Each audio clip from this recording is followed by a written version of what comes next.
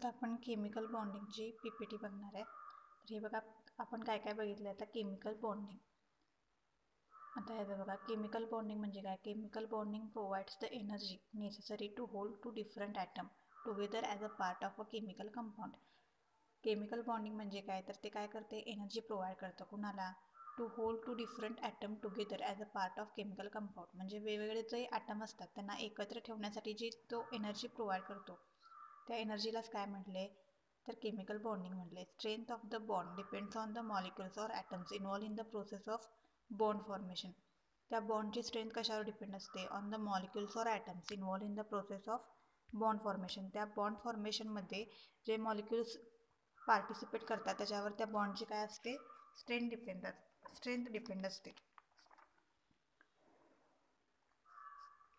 आता बघा, chemical बॉन्डची definition काय होता मग? The force of attraction which brings atoms or ions together in different chemical species is called as a chemical bond.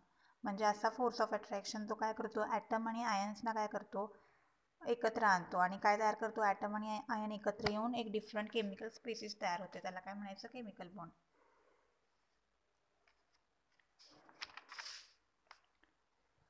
मग या chemical बॉन्डचे पण काय आहेत? तर प्रकार आहेत. टाईप्स बघा काय काय आहेत केमिकल बॉन्डचे. पहिला आयोनिक बॉन्ड आहे, दुसरा कोव्हॅलंट बॉन्ड आहे, तिसरा हायड्रोजन बॉन्ड आहे आणि पाचवा मेटॅलिक बॉन्ड आहे. आता आयोनिक बॉन्ड आपण बघूया पहिला. आयोनिक बॉन्ड म्हणजे काय बघा? द आयोनिक बॉन्डलाच इलेक्ट्रोव्हॅलेंट बॉन्ड सुद्धा म्हणतात. मग आयोनिक बॉन्डची डेफिनेशन बघा. The chemical bond formed by complete transfer of the electron from one atom to another is known as a electrovalent bond. Electrovalent bond म्हणजे काय? की असा बॉन्ड जो कशानं तयार होतो? Complete transfer of the electron. म्हणजे एका ॲटमकडून दुसऱ्या ॲटमकडे काय होतं? तर ट्रान्सफॉर्मेशन होतं. त्यालाच काय म्हटलंय? Electrovalent bond. त्याची अजून एक डेफिनेशन आहे बघा. An electrovalent or ionic bond म्हणजे आयोनिक बॉन्ड हा काय आहे? Is the coulombic force of attraction which holds the oppositely charge ions together in a molecule. म्हणजे वेगवेगळे चार्ज असणारे, अपोजिट चार्ज असणारे म्हणजे पॉझिटिव्ह आणि निगेटिव्ह आयन्स हे काय करतं?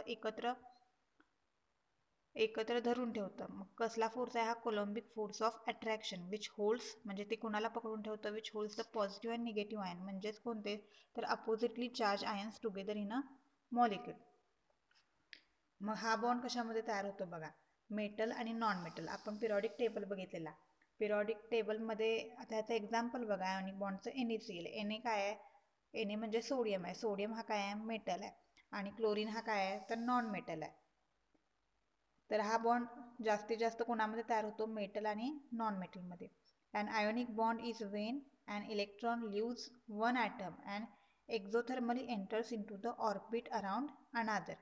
These two oppositely charged ions now attract each other. म्हणजे बघा, हे दोन अपोजिटली चार्ज आयन्स असतात ते काय होतात? एकमेकांबरोबर अट्रॅक्ट होतात. आता याचं एक्झाम्पल यांनी काय दाखवलंय बघा. सोडियम. सोडियमचा ॲटॉमिक नंबर किती असतोय? 11. त्याची जी शेवटची शेल आहे, जी आपण पहिल्या लेक्चरमध्ये मी तुम्हाला सांगितलेलं, शेवटच्या शेललाच काय म्हणायचं? व्हॅलेन्स शेल म्हणायचं. त्या व्हॅलेन्स शेलमध्ये किती इलेक्ट्रॉन आहेत सोडियमच्या? 1 इलेक्ट्रॉन आहे. क्लोरीनची आउटर शेल बघा. क्लोरीनच्या आउटर शेलमध्ये किती आहेत बघा इलेक्ट्रॉन? 7 इलेक्ट्रॉन आहेत. मग क्लोरीनला काय लागतं? त्याच्या आउटर शेलमध्ये किती आहेत? म्हणजेच व्हॅलेन्स शेलमध्ये किती आहेत? तर 7 इलेक्ट्रॉन आहेत. त्याला त्याचं ऑक्टेट कंप्लीट करायचं आहे.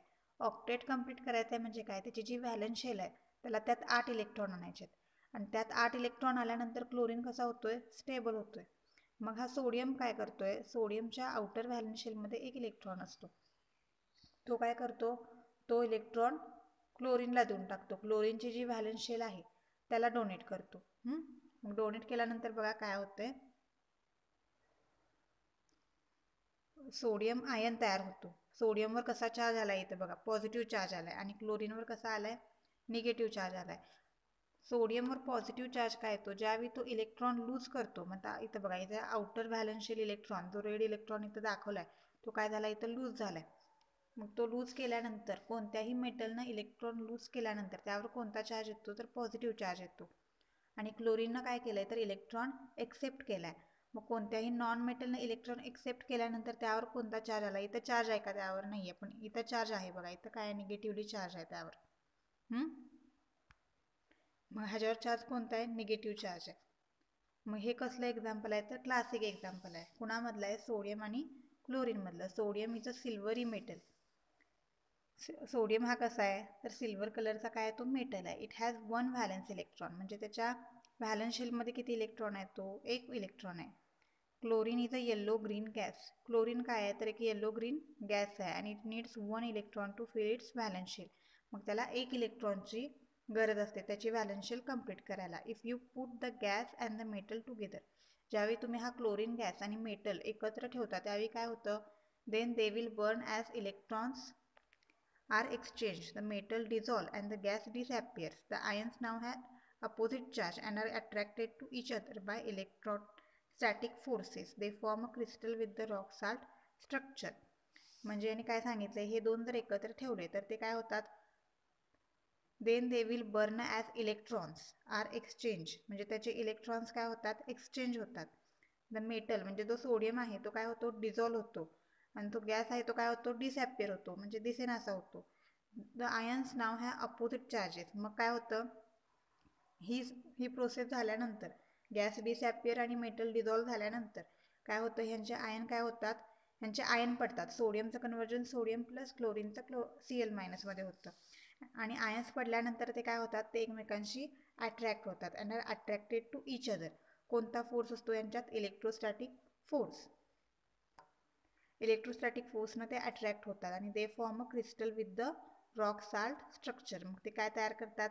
क्रिस्टल तयार करतात with the rock salt structure. आता कोव्हॅलंट बॉन्ड बघा. A type of chemical bond in which there is a mutual sharing of the electron between two atom is called as a covalent bond. तर covalent bond काय असतो बघा? A chemical bond. अजून एक मी definition सांगते. Chemical bond formed by sharing of a pair of valence electron. म्हणजे कशाने तयार होतोय? तर शेअरिंगनं तयार होतोय. कुणाचं शेअरिंग होतोय? तर pair of valence electron. Pair म्हणजे काय? जोड्या. कुणाच्या? तर व्हॅलन्स इलेक्ट्रॉनच्या जोड्या. Pair of valence electron between two atoms of the same or different element. म्हणजे एक तर ते 2 ॲटममधलं इलेक्ट्रॉनचं शेअरिंग होईल किंवा 2 वेगवेगळ्या ॲटममधलं इलेक्ट्रॉनचं शेअरिंग होईल. म्हणजे ते 2 ॲटम एकतर सारखे असतील किंवा वेगवेगळे असतील तर त्याला काय म्हटले? Covalent bond. Chemical bond formed by sharing of a pair of valence electron between two atoms of the same or different element is called as a covalent bond. Covalent bond constitute stable molecule. म्हणजे covalent बॉन्डचे जे molecule असतात ते कसे असतात? Usually stable असतात. आता बघा. Type of chemical bond in which there is a mutual sharing of electron between two atom is called as a covalent bond. It is further classified into single, double and triple covalent bond. म्हणजे जे परत प्रकार पडतात. कोणता? तर single, double, triple with respect to mutual sharing of 1, 2 and 3 bond respectively. म्हणजे त्यांनी एक बॉन्ड शेअर केला तर त्याला काय म्हणायचं? Single covalent bond. 2 bond share केले तर त्याला म्हणायचं double covalent bond. 3 bond share केले तर त्याला म्हणायचं ट्रिपल कोव्हॅलंट बॉन्ड. आता एक्झाम्पल काय आहे बघा. पहिलं एक्झाम्पल, ह्याला सिंगल कोव्हॅलंट बॉन्ड म्हणूया, पण आपण एक्झाम्पल आधी समजून घेऊया. काय घेतलं बघा. 2 सारखे ॲटम आहेत, हायड्रोजन हायड्रोजन. मग ते एकत्र येऊन काय तयार झालंय? या हायड्रोजनचा 1 इलेक्ट्रॉन आणि दुसऱ्या हायड्रोजनचा 1 इलेक्ट्रॉन हे एकत्र आल्यात आणि एकत्र आल्यानंतर काय झालंय? त्यांचं ड्युप्लेट कंप्लीट झाले. ड्युप्लेट म्हणजे काय? ज्याच्या आउटर शेलमध्ये 2 व्हॅलन्स इलेक्ट्रॉन असतात. मग ते समजा एका मेटलच्या ॲटममध्ये फक्त 2 व्हॅलन्स इलेक्ट्रॉन आहेत तर त्याला काय म्हणायचं? ड्युप्लेट. ड्युप्लेट सुद्धा काय असतं? ऑक्टेट सारखं स्टेबल असतं. मग हे दोन्ही पण हायड्रोजन त्याचं ड्युप्लेट काय करतात? इलेक्ट्रॉन पेअर शेअरिंग करून काय करतात? म्हणजे त्यांची इलेक्ट्रॉन शेअर करतात आणि इलेक्ट्रॉन शेअर करून काय करतात? त्यांचं ड्युप्लेट पूर्ण करतात. मग H+H काय तयार होतो? H2 मॉलिक्यूल तयार होतो. When 2 hydrogen atoms get close enough together, ज्यावेळी 2 हायड्रोजन ॲटम एकमेकांच्या क्लोज येतात, the attraction is balance in both the direction. दोन्हीही डायरेक्शन काय होतं? अट्रॅक्शन बॅलन्स केलं जातं अँड दे शेअर. आणि काय करतात ते? They share the electrons between them. त्यांच्यामध्ये जे इलेक्ट्रॉन्स असतात, प्रत्येक हायड्रोजनच्या आउटर शेलला एकच व्हॅलन्स इलेक्ट्रॉन असतो. मग तो काय करतात? ते इलेक्ट्रॉन काय करतात? दोन्ही हायड्रोजनच्या मध्ये शेअर करतात. अ कोव्हॅलंट बॉन्ड इज मेड. मग त्यामुळे काय होतं? एक कोव्हॅलंट बॉन्ड तयार होतो and hydrogen gas is formed आणि H2 गॅस हा तयार होतो. In the hydrogen molecule the darker area between the 2 nuclei shows where the two electrons which are now shared are most likely to be. बघा इथं जो darker area दाखवलाय हा, इथं काय झालंय, दोन इलेक्ट्रॉनचं काय झालंय, शेअरिंग झाले. म्हणजे ह्याचा एक इलेक्ट्रॉन आणि ह्याचा एक इलेक्ट्रॉन हे मिळून काय झाले, इथं दोन इलेक्ट्रॉन आहेत. ऍक्च्युली एक बॉन्ड तयार झालाय H' बॉन्ड. आता बघा हायड्रोजन बॉन्ड. हायड्रोजन बॉन्ड म्हणजे काय, hydrogen bond is the attractive force between the hydrogen attach to an electronegative atom of one molecule and an electronegative atom of a different molecule. Hydrogen bond म्हणजे काय असतो, तर एक हा attractive force आहे जो कशामध्ये असतो, hydrogen attach to an electronegative atom of one molecule. म्हणजे एका मॉलिक्यूलमध्ये इलेक्ट्रोनिगेटिव्ह ॲटम असतो. इलेक्ट्रोनिगेटिव्ह ॲटम कसं करणार, ज्याच्याकडे व्हॅलन्स शेलमध्ये जास्तीत जास्त इलेक्ट्रॉन असतात. मग असे आपण बघितला क्लोरीन, त्याच्या व्हॅलन्स शेलमध्ये किती होते, 7 इलेक्ट्रॉन. क्लोरीन, ब्रोमीन, आयोडीन सगळे म्हणजे ज्याच्या व्हॅलन्स शेलमध्ये जास्तीत जास्त इलेक्ट्रॉन असतात ते कसे असतात, इलेक्ट्रोनिगेटिव्ह असतात. ऑक्सिजन, नायट्रोजन हे सगळे काय आहेत, इलेक्ट्रोनिगेटिव्ह कंपाऊंड आहेत. मग हे बघा, a hydrogen bond is the attractive force between the hydrogen attach to an electronegative atom. म्हणजे हे कोणते कोणते असणार, chlorine, bromine, iodine, oxygen, nitrogen of one molecule. म्हणजे एका मॉलिक्यूलमध्ये तर हे ॲटम असतील. And electronegative atom of a different molecule and electronegative atom of different molecule म्हणजे दुसऱ्या मॉलिक्यूलमधला इलेक्ट्रोनिगेटिव्ह ॲटम. म्हणजे बघा हायड्रोजन बॉन्ड कसा तयार होतोय,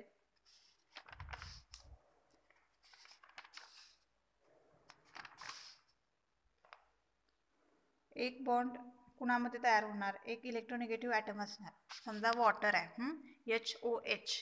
मग त्यामध्ये हायड्रोजन कशाला अटॅच आहे, तर इलेक्ट्रोनिगेटिव्ह ॲटमला अटॅच आहे. हा काय तुमचा एक मॉलिक्यूल आहे. परत दुसराच एक मॉलिक्यूल घ्यायचा वॉटरचा, HOH. मग त्यातला पहिला जो मॉलिक्यूल आहे तुमचा हायड्रोजनमधला, तो हायड्रोजन हा दुसऱ्या जो वॉटर मॉलिक्यूलमधला ऑक्सिजन आहे त्याच्याशी काय होतो, बॉन्ड फॉर्म करतो.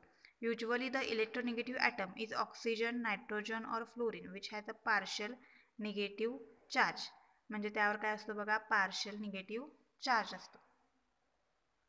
आता एक्झाम्पल बघा दाखवलंय, हे बघा हा वॉटरचा पहिला मॉलिक्यूल, हा वॉटरचा दुसरा मॉलिक्यूल, हा ऑक्सिजन आणि हा हायड्रोजन, यांच्यात काय झाले हो, बॉन्ड तयार झाला.